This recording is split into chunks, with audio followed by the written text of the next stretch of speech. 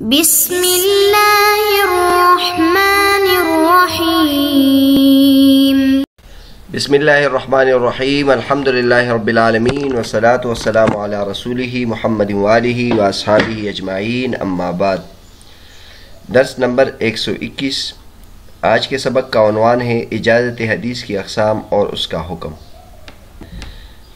حدیث پڑھانے کے مختلف طرز کا ذکر چل رہا تھا۔ آج کے سبق میں اجازت حدیث کا ذکر کریں گے۔ اگر وہ اجازت کا لفظ استعمال کریں اور اس کے پھر کتنی صورتیں بنتی ہے تو یہ آج کے سبق میں بتائیں گے۔ اجازت عامہ کی شکل ہوتی ہے، اجازت مجہول کی شکل ہوتی ہے، اجازت معدوم، اجازت معلق، اس کے علاوہ جو اقسام انشاءاللہ اس کا ذکر کریں گے۔ حافظ ابن حجر رحمۃ اللہ فرماتے ہیں فَإِنْ كَانَ لَهُ مِنْهُ إِجَازَةٌ اُعْتُبِرَ وَإِلَّا فَلَا عِبْرَةَ بِذَلِكَ كالإجازة العامة في المجاز له لا في المجاز به، كأن يقول أجزت لجميع المسلمين أو لمن أدرك حياتي أو لأهل الإقليم الفلاني أو لأهل البلد الفلانية، وهو أقرب إلى الصحة لقرب الانحصار. وكذا الإجازة للمجهول كأن يكون مبهما أو مهملا، وكذا الإجازة للمعدوم كأن يقول أجزت لمن سيولد لفلان وقد قيل إن عطفه على موجود صحة، كأن يقول أجزت لك ولمن سيولد لك والأقرب عدم الصحة أيضا. وكذلك الإجازة لموجود أو معدوم علقت بشرط مشيئة الغير، كأن يقول أجزت لك إن شاء فلان أو أجزت لمن شاء فلان، لا أن يقول أجزت لك إن شئت، وهذا في الأصح في جميع ذلك. فرماتے ہیں کہ اگر اس کی طرف سے اس کو اجازت ہو تو یہ معتبر ہے، ورنہ اس کا اعتبار نہیں ہے، جس طرح کہ اجازت عامہ کا اعتبار نہیں ہے۔ اور اجازت عامہ مجاز لہو میں اجازت عامہ، نہ کہ مجاز بھی میں اجازت عامہ۔ ایک یہ ہے کہ کوئی محدث تمام لوگوں کو اجازت دے، تمام دنیا کے لوگوں کو اجازت دے، تو اس کو اجازت عامہ کہتے ہیں۔ اور ایک ہے مجاز بھی میں اجازت عامہ کہ تمام تجھ کو اجازت ہے میری تمام کتابوں کا، تو یہ تو اس کی تو اجازت ہے، یہ کوئی مسئلہ نہیں ہے کہ تمام روایات کی اجازت دے۔ لیکن اگر مجاز لہو میں عام تعمیم کرے تو یہ پھر اجازت عامہ میں آ جائے گا اور اس کا اعتبار نہیں ہے۔ کائن یقول گویا مثلا وہ یہ کہ اجزت لجمیع المسلمین، میں نے تمام مسلمانوں کو اجازت دی، او لمن ادرک حیاتی، یا جتنے لوگوں نے میری زندگی پائی ہے میں ان کو اجازت ہے، او لأہل الاقلیم الفلانی، یا فلاں ملک کے لوگوں کو اجازت ہے، او لأہل البلد الفلانیتی، یا فلاں شہر کے لوگوں کو اجازت ہے۔ حافظ ابن حجر رحمۃ اللہ فرماتے کہ یہ تمام جائز نہیں ہے کیونکہ یہ عام اس کا اعتبار نہیں ہے، لیکن یہ جو کچھ نہ کچھ اس میں تخصیص آ گئی ہے، یہ صحت کے زیادہ قریب ہے کیونکہ زیادہ اس میں انحصار آ گیا ہے، کم لوگوں پر یہ منحصر ہوا ہے، تو اجازت عامہ کا اعتبار نہیں ہے۔ وَكَذَا الْإِجَازَةُ لِلْمَجْهُولِ، یہ ذہن میں رہے کہ یہ جو مباحث ہم آگے بیان کریں گے یہ اس زمانے سے تعلق رکھتے ہیں جب کہ روایت کا دور تھا اور اس میں حدیث زبانی روایت کی جاتی تھی، تو اس میں اگر اس طریقے سے اجازت ہو تو پھر وہ آگے اخبرنی کے طریقے سے نقل نہیں کر سکتا ہے کہ اگر کسی کو مثلا کسی نے اپنے تمام مسلمانوں کو اجازت دی اور یہ اس سے اخبرنی کے طریقے سے روایت کرے گا، تو اس کے بارے میں یہ حافظ ابن حجر رحمۃ اللہ بیان فرماتے ہیں۔ آج کل کے جو کتابیں مدون ہو چکی ہے صرف تبرک کے طور پر کسی سے اجازت عامہ کے طریقے سے روایت کرتے ہیں، یا آگے جو اور اقسام آئے گی اس کے ذریعے سے روایت کر سکتے ہیں، تو اس کے بارے میں پھر گنجائش ہے، جیسے آگے آ جائے گا انشاءاللہ۔ اسی طرح اجازت للمجہول، مجہول کی اجازت بھی معتبر نہیں ہے، کہیں یکون مبہما او محملا، مثلا وہ مبہم ہو یا محمل ہو، معلوم نہ ہو کہ وہ کس کو اجازت دے رہا ہے۔ اسی طرح معدوم کی اجازت، ایک شخص ابھی تک پیدا نہیں ہوا اور اس کو آپ اجازت دے رہے ہیں، اور ایسا ہوا بھی ہے، یہ اجازات کے بارے میں جو کتابیں لکھی گئی اس میں بہت زیادہ اس قسم کی مثالیں موجود ہیں۔ کہ یقول اجزت لمن سیولد فلان، فلاں کی کہ جتنی آئندہ بچے پیدا ہوں گے میری طرف سے ان کو اجازت ہے۔ اور بعض علماء کرام یہاں یہ کہتے ہیں کہ اگر موجود پر اس کا عطف ڈالا جائے تو پھر صحیح ہے. مثلا وہ یہ کہیں کہ میری طرف سے تم کو بھی اجازت ہے اور آئندہ تیرے جو بچے پیدا ہوں گے ان کو بھی میری طرف سے اجازت ہے. لیکن حافظ ابن حجر رحمۃ اللہ فرماتے کہ زیادہ قریب بات یہ ہے کہ یہ بھی درست نہیں ہے.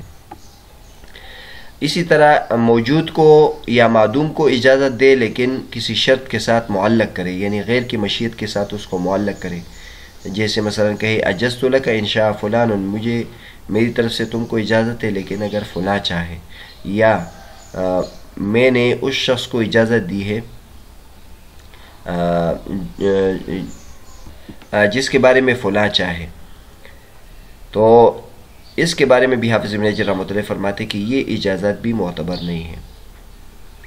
البتہ یہ جائز ہے کہ اگر وہ یہ کہے اجزت لک ان شئت، میں نے تم کو اجازت دی اگر تم چاہو، تو اس کی پھر گنجائش ہے.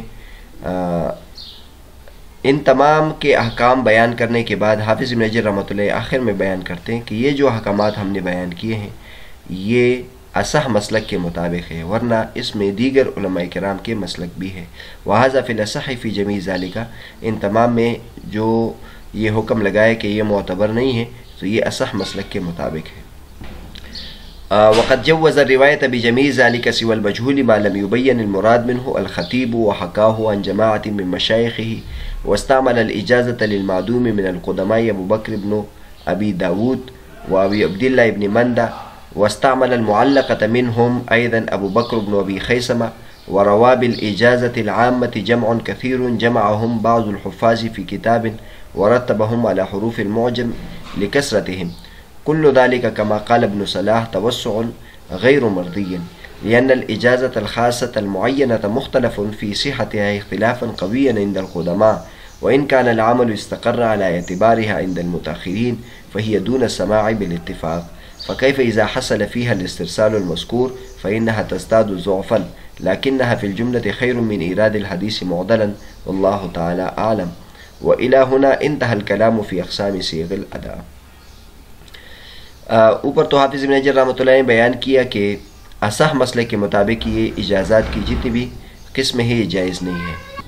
البتہ بعض علماء کرام نے ان روایات کو جائز قرار دیا ہے، جتنی بھی اقسام پہلے گزر چکی ہے سوائے مجہول کی. ایک اجازت للمجہول ہے، اس کو جائز قرار نہیں دیا ہے، اور جس میں جب تک کہ مراد واضح نہ ہو.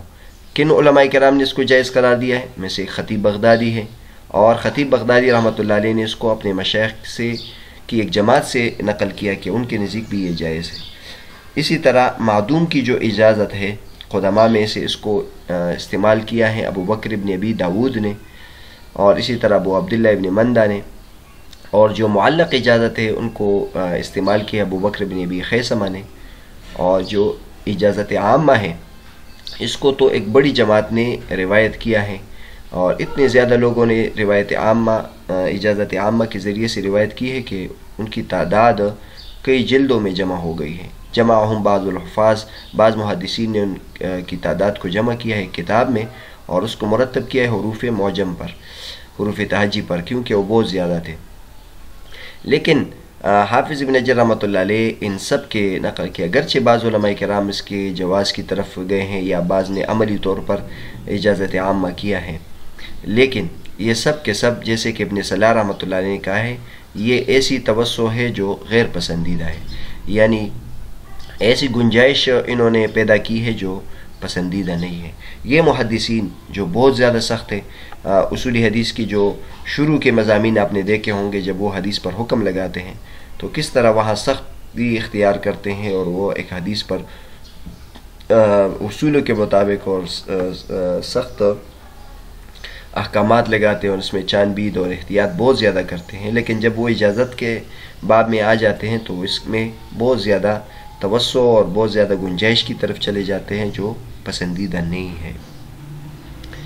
حافظ ابن حجر رحمۃ اللہ علیہ فرماتے ہیں کہ اجازت خاصہ جو ہے اور معینہ جو بالکل جائز ہے، وہ جائز ہونے کے باوجود اس کی صحت میں اختلاف ہے. اس میں علماء کرام کا بہت قوی مضبوط اختلاف گزرا ہے متقدمین کے نزدیک، اگرچہ پھر بالآخر عمل اس پر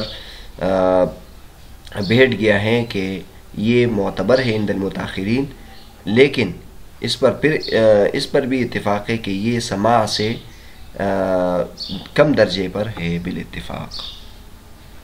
تو جب اجازت خاصہ کے بارے میں یہ اختلاف ہے اور وہ سماع سے کم درجے کا ہے، تو جب اس اجازت میں استرسال مذکور بھی آ جائے، یعنی اس میں انقطاع بھی آ جائے، تو پھر اس کی کیا کیفیت ہوگی؟ یعنی بہت کم درجے کی وہ ہوگی، لہٰذا وہ ضعف میں اور بھی زیادہ ہوگا۔ فَإِنَّهَا تَزْدَادُ ضَعْفًا، ضعف میں اور بھی اس کا اضافہ ہو جائے گا۔ اس لیے اس کی طرف یعنی زیادہ توجہ نہیں دینی چاہیے جو اجازت عامہ ہے یا اجازت معدوم ہے۔ لیکن حافظ ابن حجر رحمۃ اللہ فرماتے ہیں کہ بہرحال پھر بھی اس کو جس کو مذکورہ بالا طریقوں سے اجازت حاصل ہے، یعنی اجازت معدوم ہے، اجازت عامہ ہے، یا اجازت مشیت ہے، یا اجازت مبہم ہے، اس کے ذریعے سے روایت کرنا حدیث کو منقطع روایت کرنے سے بہتر ہے۔ یعنی اگر کسی کو اجازت عامہ سے روایت حاصل ہے تو وہ ذکر کرے کہ مجھے فلاں سے اجازت حاصل ہے اور وہ اجازت عامہ کے طریقے پر ہے، کیونکہ انہوں نے اپنی زندگی میں تمام لوگوں کو اجازت دی ہے۔ واللہ تعالی اعلم۔ یہاں تک کہ ادا کے جو صیغے ہیں اس کے اقسام کے بارے میں گفتگو ہو گئی ہے۔ اوپر جن شخصیات کا ذکر آیا تھا ان کے حالات ذکر کرتے ہیں۔ ایک ابو بکر عبداللہ بن ابی داود کا ذکر ہے۔ امام ابو داود سجستانی مشہور محدث ہے جن کی سنن ابو داود بہت مشہور ہے اور بہت مستند عالم ہے، اور یہ ان کے بیٹے ہیں۔ ان کے جو بیٹے ہیں وہ بھی بہت بڑے عالم تھے، لیکن ان کے بارے میں تھوڑا سا کلام ہے۔ ابو بکر عبداللہ بن امام ابو داود سجستانی ثقہ ہیں، اور ان کے بارے میں جو کلام کیا ہے وہ بھی ان کے والد نے کیا ہے۔ تکلم فیہ ابوہ ابو داود، 316 ان کی وفات ہے، اور ان کی مشہور کتاب ہے کتاب المصاحف، جو مصحف کے بارے میں، قرآن مجید کے بارے میں ان کی کتاب ہے جو بہت عمدہ کتاب ہے۔ دوسرے نمبر پر جو ابن مندہ کے حالات ہیں، محمد بن اسحاق بن محمد المشہور بابن مندہ، اور اسی طرح ان کے جو دادا ہیں وہ بھی ابن مندہ کے ساتھ مشہور ہے۔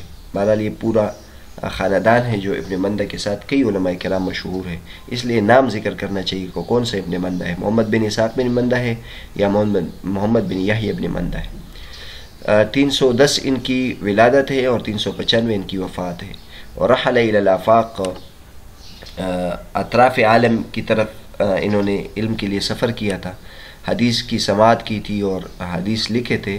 تقریباً 1700 شیوخ سے، یعنی 1700 شیوخ سے احادیث لکھی تھی، بہت بڑی تعداد ہے۔ 1700 شیوخ سے احادیث کی تعداد لکھی تھی تو کتنا بڑا ذخیرہ ان کے پاس جمع ہوا ہوگا۔ بہرحال مسند علماء کرام میں سے ہیں، یعنی کئی علماء کرام سے حدیث سننے کا شرف ان کو حاصل ہے۔ اسی وجہ سے جب ہم بخاری مسلم تک اسانید پہنچاتے ہیں تو ان کا ذکر بیچ میں آتا ہے، اور لکھا ہے وصف بمحدث العصر، اپنے زمانے میں کہ محدث کے ساتھ مشہور تھے۔ 395 وفات ہے، کئی کتابیں ہیں ان کی۔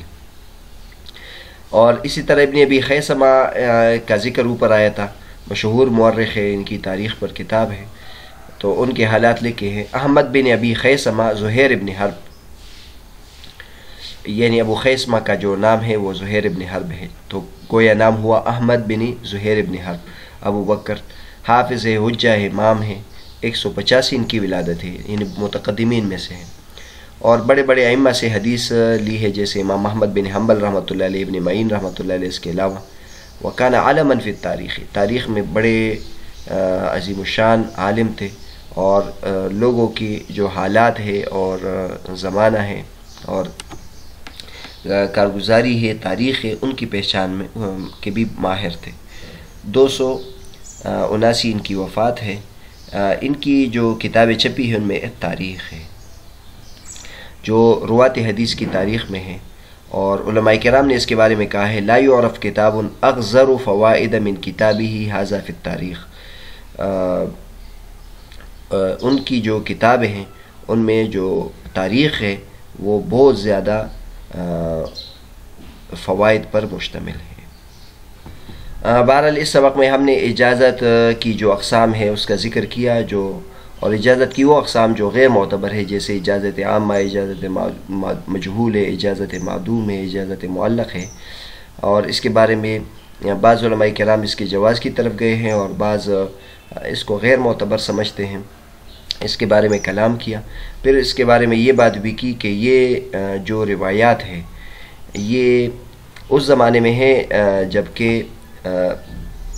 روایت کا دور ختم ہو چکا ہے اور اب حدیث جو ہے وہ کتابوں میں مرتب ہو چکی ہے، تو جن محدثین نے اس میں توسع کیا ہے یہ اس زمانے کے بعد ہے، ورنہ یہی محدثین خطیب بغدادی وغیرہ عام طور پر اجازات میں بہت سخت ہیں، لیکن یہ بات کہ علماء کرام نے جو اجازات میں اس طرح عالی احادیث میں بھی اس کا ذکر کیا تھا، مسلسلات میں بھی اس کا ذکر کیا تھا، اس میں انہوں نے توسع اور گنجائش سے اس وجہ سے کام لیا کہ اس کا بنیادی طور پر حدیث میں کوئی فرق نہیں پڑتا ہے، اور یہ حضرات حدیث کی چھوٹی چھوٹی باتوں کو اور تبرک کے لیے بہت ساری یعنی جو کمزور چیزوں کو بھی وہ لیتے تھے تاکہ حدیث کے ساتھ کسی نہ کسی طرح نسبت ہو، کسی بڑے محدث کے ساتھ کسی نہ کسی طریقے سے نسبت ہو۔ تو اس لحاظ سے پھر یہ جن حضرات نے اس میں توسع سے کام لیا ہے ان کی یہ دلیل بنتی ہے کہ وہ حضرات اس بنیاد پر اس کو جائز قرار دیتے۔